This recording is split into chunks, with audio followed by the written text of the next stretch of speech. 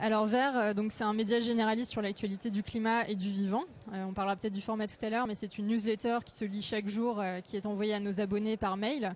Et le but, c'est de faire le tour de l'actualité de l'écologie en 7 minutes de lecture.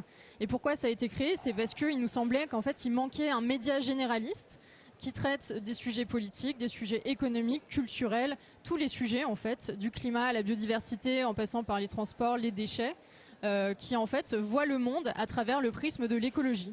Chaque jour, c'est notamment Lou Espargilière, qui est le cofondateur de Vert, qui avait l'impression de devoir consulter 10 ou 15 médias différents avant de pouvoir, tout simplement comme travail de journaliste, faire sa revue de presse. Donc il s'est dit, il manque un média, en fait, un média qui soit au cœur de tout ça et qui fasse le tour de l'actualité en 7 minutes de lecture, ce qu'il a créé. Et je l'ai accompagné dans cette démarche. Vert est disponible en accès libre. Et après, on se finance en fait en incitant aux dons. C'est-à-dire qu'on incite nos lecteurs, nos lectrices régulièrement à nous accompagner dans la démarche d'information. Et du coup, on sollicite leurs dons. Au mois de mai, on a par exemple fait une grosse campagne de crowdfunding. On a demandé 20 000 € à nos lecteurs pour développer nos projets.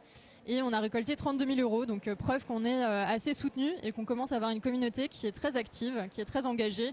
Et on peut que s'en féliciter parce qu'on a vraiment besoin d'avoir une information de meilleure qualité sur les sujets liés à l'écologie aujourd'hui. Notre but en tant que journaliste, c'est d'animer le débat public. C'est bien sûr notre rôle premier, informer et animer le débat public. Et ça, on va continuer à le faire sous tous nos formats. Et nos lecteurs et lectrices sont assez reconnaissants et du coup donnent volontiers. Donc aujourd'hui, on a un modèle économique qui est solide.